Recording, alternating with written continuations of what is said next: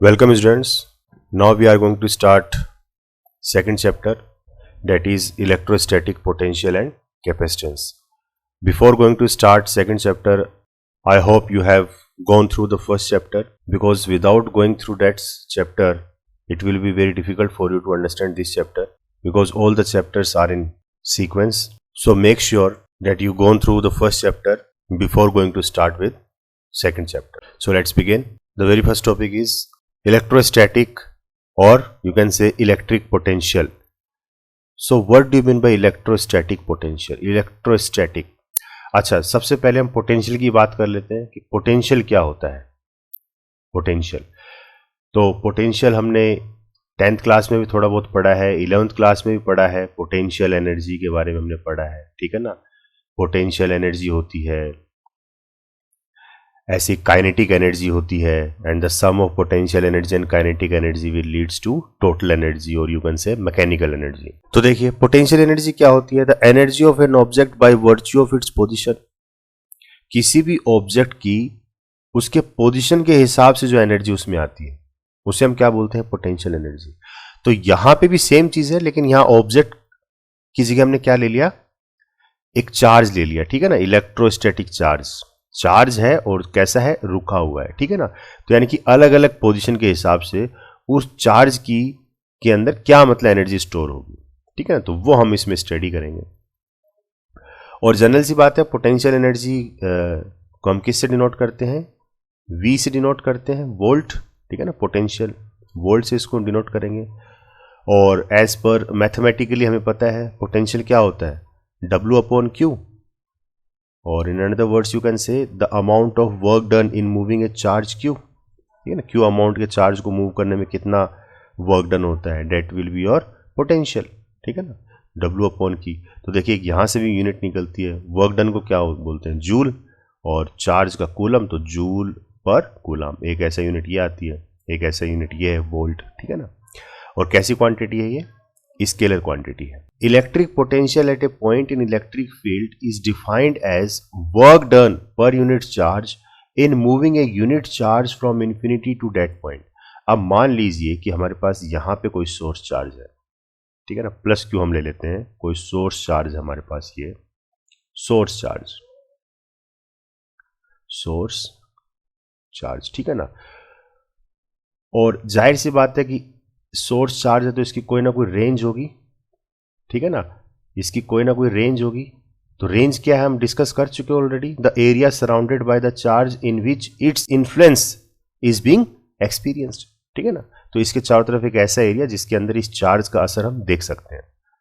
अब मान लीजिए कोई हमारे पास थर्ड चार्ज है, कोई टेस्ट चार्ज है हमारे पास, प्लस Q0, ठीक है ना. क्या है? टेस्ट चार्ज है ये, टेस्ट चार्ज. और ये इस चार्ज के कंपेरेटिवली अगर देखा जाए तो मान लेते हैं कि इसकी जो दूरी है वो से नियर अबाउट मतलब इन्फिनिटी के ऊपर है, ठीक है ना. तो 3 पॉइंट हम ले लेते हैं. ए पॉइंट ए मान लेते हैं, यहां पे कोई हम पॉइंट बी मान लेते हैं, और यहां पे हम कोई पॉइंट पी मान लेते हैं, ठीक है ना. और ये मान लेते हैं अपन, ये इसकी जो दूरी है इस चार्ज की, ये x डिस्टेंस पे है, ठीक है ना. यहाँ पे x डिस्टेंस है, और ये जो पोजीशन है, ये पोजीशन मान लीजिए RP है, ठीक है ना. और ऐसे ही इस चार्ज से ये जो पोजीशन है ये RB है, और ऐसे ये जो पोजीशन है ये मान लेते हैं इन्फिनिटी पे है, तो RA है, और RA जो है किसके बराबर है? ये इन्फिनिटी है, ठीक है ना. मतलब इनफाइनेट दूर पे है. वहां से अपन इसको कोई अलग अलग पोजीशन पे इसको शिफ्ट करेंगे, ठीक है. अब होगा क्या? ये पॉजिटिव टेस्ट चार्ज है, ये सोर्स चार्ज मेरा पॉजिटिव है, ठीक है ना. तो जब मैं इसके ऊपर कोई एक्सटर्नल फोर्स लगाऊं, ठीक है ना, मैंने इस चार्ज के ऊपर मान लीजिए कोई एक्सटर्नल फोर्स अगर इसके ऊपर अप्लाई करता हूं, ठीक है ना, F एक्सटर्नल फोर्स, ठीक है. तो क्या होगा? कोई ना कोई वर्क डन इसमें क्रिएट होगा. अब वर्क डन क्या होता है? फोर्स इनटू डिस्प्लेसमेंट, ठीक है ना। तो कोई ना कोई एक्सटर्नल वर्क डन मैं इसके ऊपर अप्लाई कर रहा हूं, ठीक है। तो वर्क डन कैसे कर रहा हूं कि एक्सटर्नल फोर्स इसके ऊपर लगा रहा हूं और इस चार्ज को मैं ए पोजीशन से बी पोजीशन पे होते हुए इसको कहां पे लेके आ गया, मैं पी पोजीशन पे लेके आ गया, ठीक है ना। यानी कि इस सोर्स चार्ज की रेंज में लेके आ गया, ठीक है। अब होगा क्या, जैसे ही मैं एक्सटर्नल फोर्स हटाऊंगा हम क्या नोटिस करेंगे कि ये जो चार्ज है ये वापिस जो है दूर चले जाता है, ये चार्ज वापिस दूर चला जाएगा। ऐसा क्यों, ऐसा क्यों, क्योंकि देखिए ये भी सोर्स चार्ज भी पॉजिटिव है और टेस्ट चार्ज भी पॉजिटिव है, तो पॉजिटिव पॉजिटिव क्या करेगा, एक दूसरे को रिपेल करेगा, ठीक है। तो एक रिपल्सिव फोर्स इसके ऊपर लग रहा है जिससे हम जो इसको दूर ढकेलता है, मान लीजिए वो कैसा फोर्स है, वो चार्ज की वजह से है तो इलेक्ट्रोस्टैटिक फोर्स है वो, ठीक है ना। इलेक्ट्रोस्टैटिक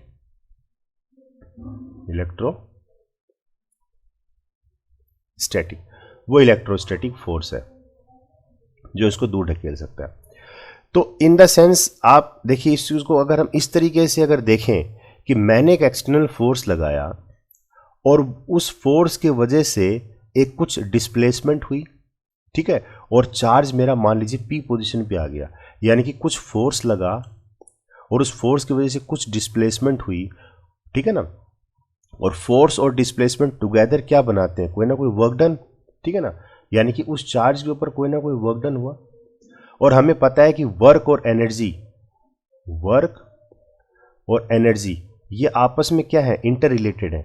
इसका मतलब मैंने जो वर्क डन किया इस चार्ज को ए पोजीशन से पी पोजीशन पे मूव करवाने के दौरान, वो work done in the form of energy इस चार्ज के अंदर स्टोर हो गया यहां पे पी पोजीशन के अंदर, ठीक है ना।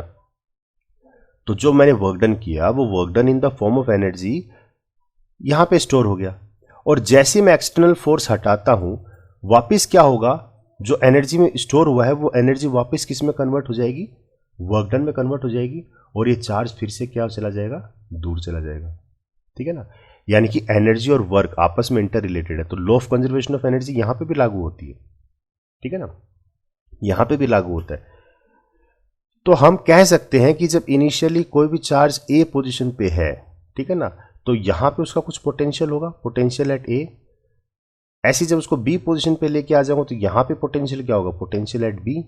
और पी पोजीशन पे लेके आ जाऊंगा तो यहां पे उसका पोटेंशियल क्या होगा, पोटेंशियल एट पी, वीपी, ठीक है ना। और हमें पता है potential at P will be greater than potential at B and will be greater than potential at A, ठीक है ना। ये इस तरीके से रिलेट करेंगे ये, ठीक है ना। और अगर हम ये मान लें कि जो ए है वो अगर इन्फिनिटी है अपना, तो इन्फिनिटी पे हम क्या मान के चलते हैं कि वहां पे पोटेंशियल क्या होता है, जीरो होता है।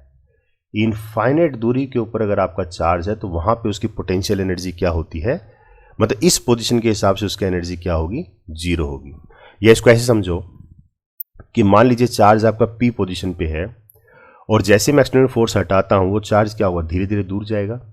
यानी कि जो एनर्जी उसके अंदर स्टोर थी, ठीक है ना, इस पोजीशन के हिसाब से जो पोटेंशियल एनर्जी उसमें स्टोर हुई थी, वो पोटेंशियल एनर्जी धीरे धीरे किस में कन्वर्ट हो रही है, वर्क डन में कन्वर्ट हो रही है, ठीक है ना।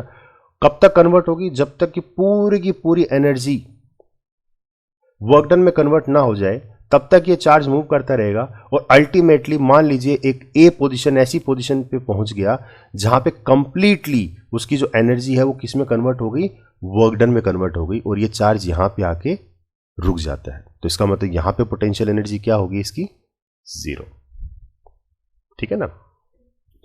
तो potential at A is less than potential at B is less than potential at P, ठीक है। तो पोटेंशियल एट पी सबसे ज्यादा होगा, ठीक है। और कितनी ज्यादा एनर्जी स्टोर कर पाएगा वो किस पे डिपेंड कर रहा है, वो डिपेंड करता है सोर्स चार्ज के ऊपर कि सोर्स चार्ज की क्षमता कितनी है। अगर मान लीजिए सोर्स चार्ज की क्वांटिटी बढ़ा देता हूं, ठीक है, तो जाहिर सी बात है ये उसको उतने ही जोर से रिपेल करेगा, यानी कि उतनी ही ज्यादा पोटेंशियल एनर्जी इसके अंदर स्टोर हो जाएगी, ठीक है ना।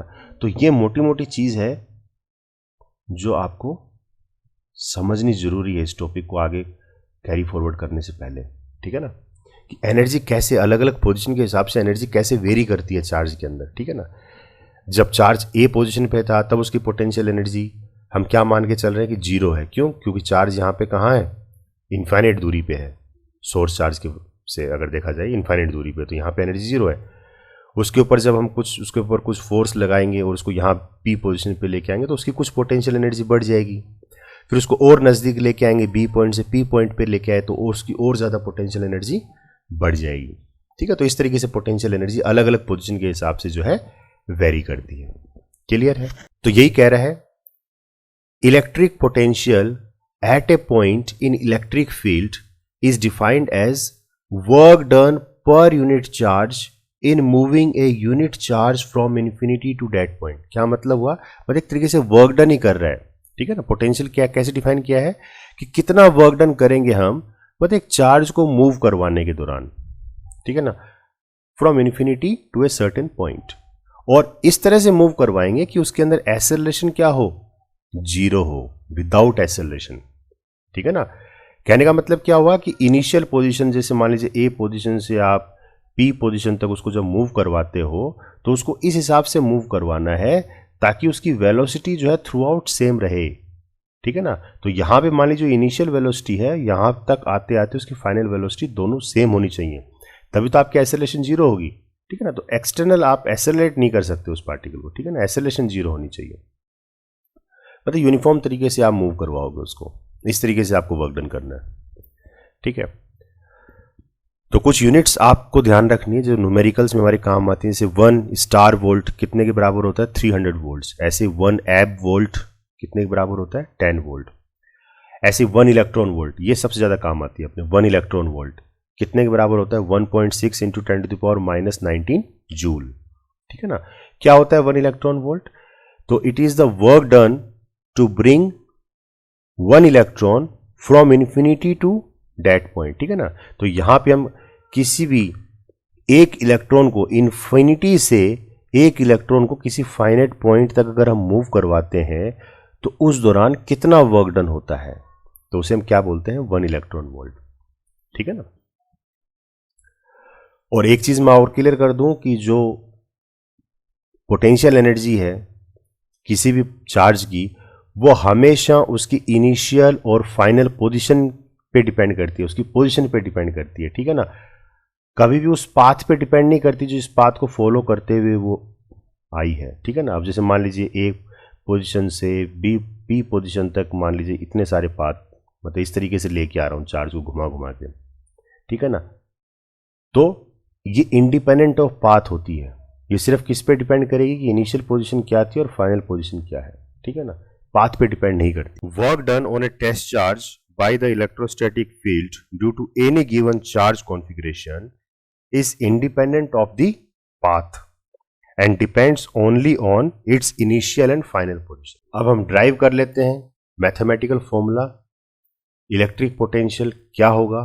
ठीक है ना, मैथमेटिकल वैल्यू क्या होगी इसकी, due to a point charge. तो ठीक है, वही चीज है जो मैंने ऊपर आपको डायग्राम समझाया था बना के, वही डायग्राम है सेम। क्या निकाल रहे हैं हम, इलेक्ट्रिक पोटेंशियल निकालेंगे due to a point charge. ठीक है ना, एक पॉइंट चार्ज की वजह से इलेक्ट्रिक पोटेंशियल। तो मान लीजिए हम पी पॉइंट पे कोई पोटेंशियल हम निकाल लेते हैं, तो क्या कह रहा है, let P be a point at a distance R from the source charge Q to find potential at P. P के ऊपर हमें पोटेंशियल निकालना है। ठीक है ना, तो सोर्स चार्ज क्यू हमने ले लिया और इस सोर्स चार्ज की वजह से पी पॉइंट के ऊपर क्या पोटेंशियल होगा, तो पोटेंशियल एट पी हमें निकालना है। ठीक है ना, which is at a distance R from the source charge. ठीक है, assume a unit positive test charge from infinity to the point P, the work done in doing so is equal to the potential at P.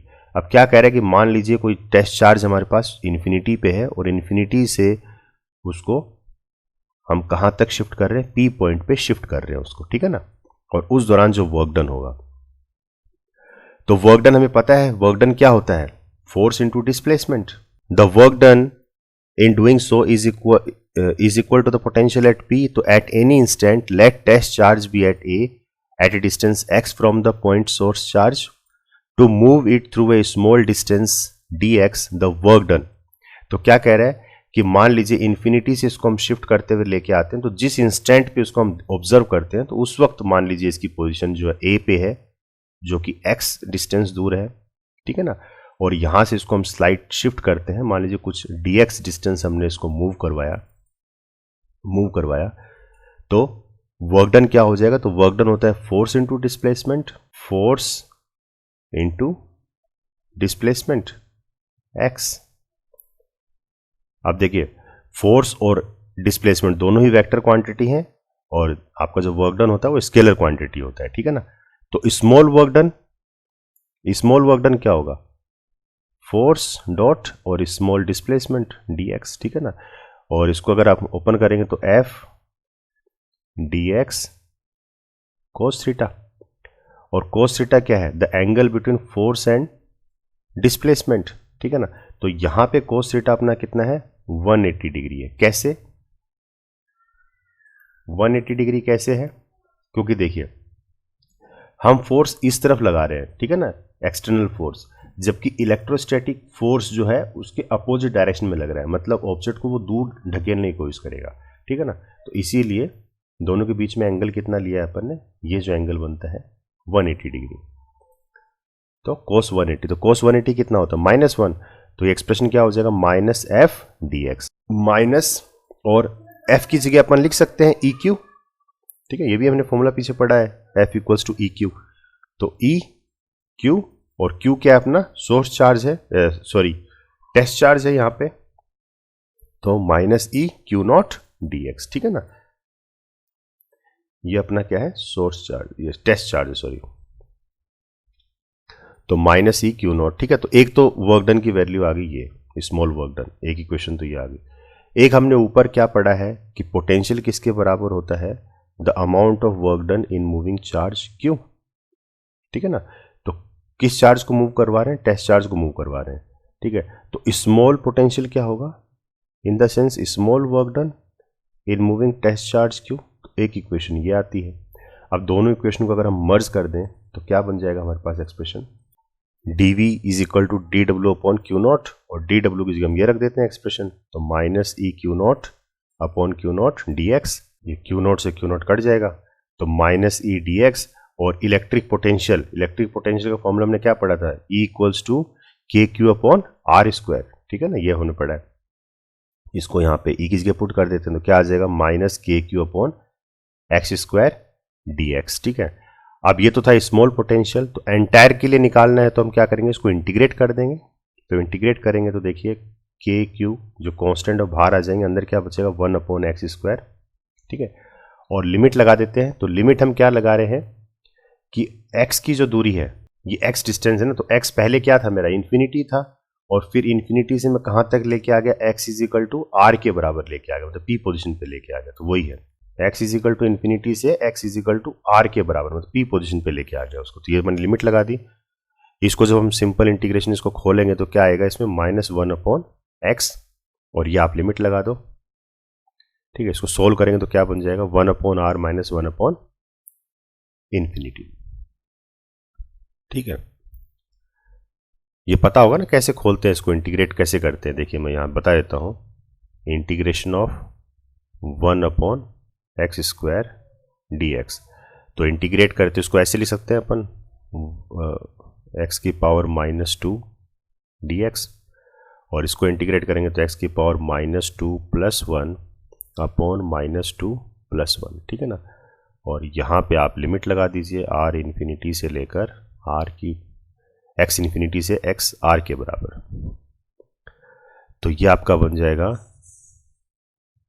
-1 upon x, ठीक है ना। x की power -1 हो तो नीचे आ जाएगा ये,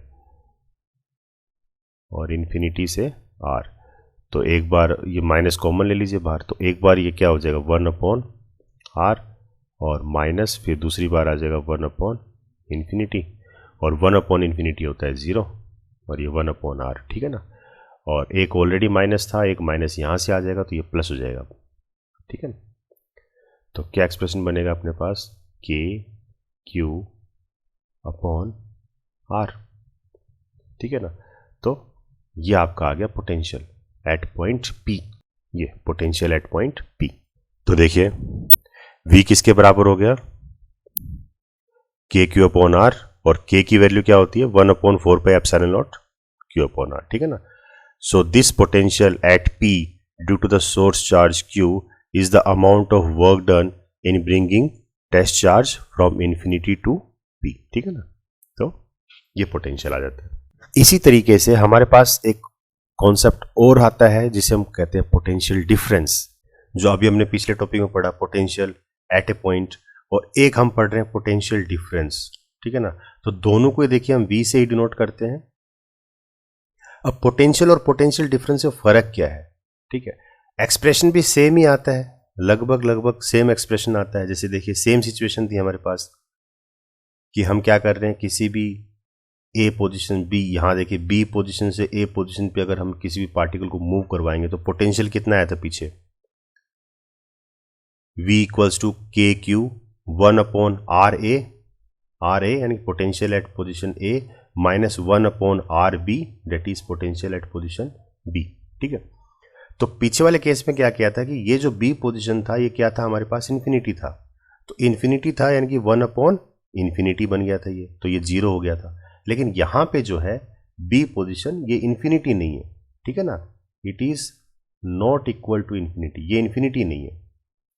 ठीक है, तो नॉन जीरो मतलब नॉन इनफाइनाइट वैल्यू पॉइंट है कोई, तो नॉन इनफाइनाइट होगा तो एक यहाँ पे ये फैक्टर अपना नॉन जीरो आ जाएगा। ठीक है ना, तो ये अपना क्या आ गया, पोटेंशियल डिफरेंस। ठीक है ना, तो ज़्यादा फर्क नहीं है। पोटेंशियल के अंदर तो हम इन्फिनिटी से किसी भी पॉइंट पे हम लेके आते हैं चार्ज पार्टिकल को, और पोटेंशियल डिफरेंस में हम दो फाइनाइट पॉइंट्स के बीच में हम मूव करवाते हैं चार्ज पार्टिकल को। तो क्या कहता है potential difference? Potential difference between two points in an electric field is the difference of potential between the points. ठीक है, दो पॉइंट्स के बीच का पोटेंशियल होता है ये। It is equal to the work done per unit charge in moving a charge from one point to another, एक point से दूसरे पॉइंट तक लेके जाना। इस दौरान जो वर्क डन होगा वो क्या होगा, पोटेंशियल डिफरेंस होगा। और अगर इन्फिनिटी से एक पॉइंट दूसरे पॉइंट पे लेके जाना, इन्फिनिटी से अगर इन दोनों में से किसी एक पॉइंट को अगर इनफाइनाइट कर दूं तो वहां पे पोटेंशियल आ जाता है, क्योंकि दूसरा पॉइंट जीरो हो जाएगा, क्योंकि हम क्या मान के चलते हैं कि इन्फिनिटी के ऊपर जो पोटेंशियल है वो जीरो है। ठीक है, तो ये थोड़ा सा एक बारीक कॉन्सेप्ट है पोटेंशियल और पोटेंशियल डिफरेंस। ठीक है, इस चीज को ध्यान में रखिए आप। अगर मान लीजिए बी पॉइंट मेरा इन्फिनिटी के ऊपर है, तो वहां पे उस केस में क्या होता, if R B is equal to infinity है, ठीक है, इनफाइनाइट पॉइंट है, तो वहां पे मेरा पोटेंशियल क्या आ जाता, के क्यू 1/RA। ठीक है, और ये आगे वाला फैक्टर 0 हो जाता। तो अब देखिए ये सिंगल पोटेंशियल आया, ठीक है ना, ये मेरा आया सिंगल पोटेंशियल। ठीक है, तो ये तो पोटेंशियल है, और ये मेरा क्या आया, पोटेंशियल डिफरेंस आया। इसको अगर मैं देखिए इसको ओपन अगर करूं तो इसको कैसे लिख सकता हूं मैं, K Q upon RA minus K Q upon RB, और in another words we can say potential at A minus potential at B। ठीक है, तो यहाँ पे ये जो पोटेंशियल है ये potential at A minus potential at B, मतलब एक तरीके से पोटेंशियल डिफरेंस आ रहा है। ठीक है ना, तो इसको हम डेल्टा V से डिनोट कर सकते हैं। तो ये तो है चेंज इन पोटेंशियल, जबकि यहाँ पे देखा जाए, यहाँ पे हमारे पास ये सिंगल पोटेंशियल है। ठीक है ना, ये पोटेंशियल एट A है ये, ठीक है ना, ये सिंगल है, ये सिंगल है। ठीक है ना, तो ये पोटेंशियल है, और ये देखिए डिफरेंस के साथ आ रहा है, तो ये पोटेंशियल डिफरेंस है, और दोनों ही किसके बराबर होते हैं, डेल्टा V भी किसके बराबर होता है, the amount of work done in moving charge Q। ठीक है ना, और यहां पे भी ये भी किसके बराबर होगा, potential at A the amount of work done in moving charge Q। ठीक है ना, तो यहां पे इस वाले केस में हम क्या कर रहे हैं, चार्ज को मूव कर रहे हैं, work done in moving charge from B to A। ठीक है ना, B टू A मूव कर रहे हैं, और यहां पे हम क्या कर रहे हैं, from infinity to A move करवा रहे हैं। ठीक है, तो ये दोनों में फर्क है बस। ठीक है, तो यहां पे एक पॉइंट अपने पास इनफाइनाइट होता है, और यहां दोनों ही पॉइंट अपने पास फाइनाइट होते हैं। क्लियर? तो पोटेंशियल और पोटेंशियल डिफरेंस, इनके बीच में कंपैरिजन आपको बता देता हूं, तब और ज्यादा समझ में आएगा। both potential and potential difference are two different concepts, but they are closely related to each other. Both are denoted by V, ठीक है ना, दोनों ही V से हम डिनोट करते हैं. पोटेंशियल क्या होता है? To bring charge Q not from infinity to a point, और पोटेंशियल डिफरेंस क्या होता है? To bring a test charge from one point to another point. तो यहां पे देखिए दोनों ही पॉइंट हमारे पास फाइनाइट पोजीशन पे हैं, दोनों नोन होते हैं, जबकि इस केस में एक पॉइंट हमारे पास अननोन होता है, इन्फिनिटी पे होता है, और दूसरा हमारे पास नॉन पॉइंट होता है. तो from infinity to a point अगर आप मूव कराओगे चार्ज पार्टिकल को तो पोटेंशियल आ जाएगा, ठीक है ना. और बिटवीन टू फाइनाइट पॉइंट्स के बीच में अगर आप मूव करवाओगे तो पोटेंशियल डिफरेंस आ जाएगा, ठीक है ना. It is a potential difference that is physically significant, say work done is equal to potential difference, ठीक है ना.